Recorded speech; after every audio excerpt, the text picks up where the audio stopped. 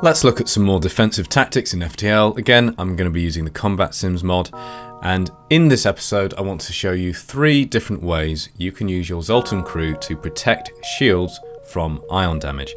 Now, you can use Zoltans to protect other systems as well, it's just that it's particularly useful to protect your shields. We'll start with de-ionising shields. This enemy has an ion blast and a pike beam. This fires at 8 seconds, this fires at 16, so you might be forgiven for thinking you're safe here, because that's an 8-second gap. But you have to consider how long it takes the ion to get to your ship and the recharge time. And as we'll see, the pike beam actually does full damage before the shields come back up. Now, we could just dodge the ion like we saw in the previous episode, but because we have a Zoltan crew member, there's a better option. We can just wait for the ion to hit. It takes down our shields by forcing one reactor power out of the system and back into the reactor. And then we move our Zoltan crew member into the system. Now, his innate mystical power fills up the spare bar, and our shield will come back online in plenty of time for the pike beam. And now, one thing I want you to notice here is what happens if you start the Zoltan in the room. These are now firing at the same time, by the way, they're firing at 16 seconds. So when this ion hits, this green bar, this reactor bar, is going to get forced out of the system. And now we don't have a shield. Which is okay for now because there's no threat. But at this point, we need to move the Zoltan back out the room. Make sure you have some spare reactor power when you do that. And then it refills your reactor, your shield system automatically with spare reactor power. Let the ion hit, and then move them back in. And you can do this indefinitely.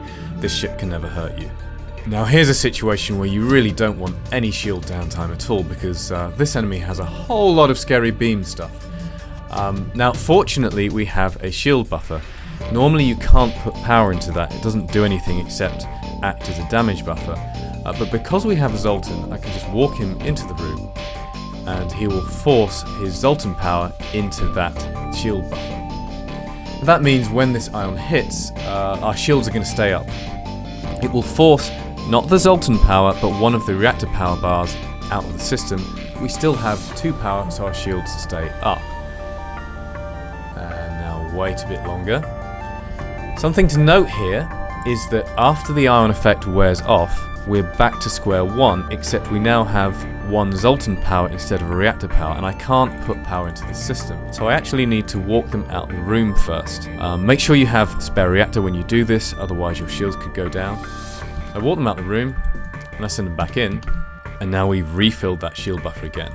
So this is exactly the same as the previous example, but instead of walking the Zoltan into the room at the after the ion came, we walk them into the room before the ion arrives.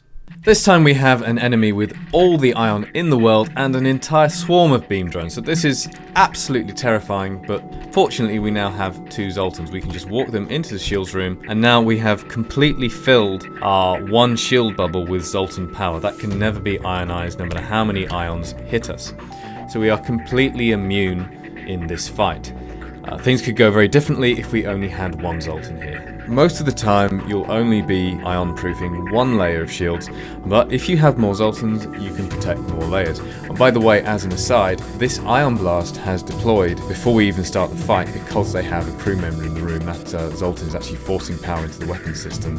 And this is a bit of a silly example here, but we can actually use all of our Zoltans. I just need to organize them a bit first. So let's say no, how do we want to do this? You 2 can go in here, you 2 can go in here, and you 4 can go in here. I think that works. Right. So now all we need to do is start moving our Zoltans back and forth.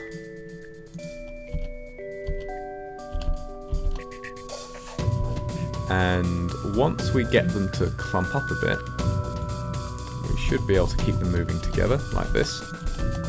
It's a little bit tedious, but you'll notice we have 4 shields up, and this ship is going to struggle to hurt us because of it. Yes, it's a stalemate, I know, but it's a silly example. Oh, by the way, this is just a heavy ion. It looks different, I know. I just have a mod that changes the appearance. Whoops, I lost my Zoltans, which is why I chose this group. And this will go on forever. Let's finish with a little challenge puzzle of sorts. This enemy has an Ion Blast 2, an Ion Blast 1, and a Burst Laser 2. We do have 3 shields, but that ion is going to take down our shields pretty quickly. As you can see, we're down to 1 shield and the Burst Laser 2 gets to hit 2 systems. And then on the second volley, we're in a lot of trouble. So the challenge here is, how much better can you do? How much damage can you avoid from the first volley of the Burst Laser 2 specifically?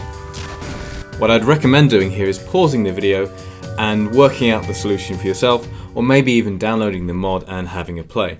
But I'll tell you the solution, or at least my solution, in just a moment. Okay, so the first thing we want to do is dodge this ion like we saw in the previous episode, because we will have time afterwards to bring our 3 shields back up. Now after that, we're going to need to use Zoltan Crew to fix the ion damage to our shields. And I can optimize this a little bit if I want to be slightly fancy, like so, using crew movement. I think that's right. Yeah. The Ion Blast 2 is firing, we'll bring our shields back up, and then we're going to let the next 2 hit. We don't really have time to dodge them because the Burst Laser 2 is about to fire shortly.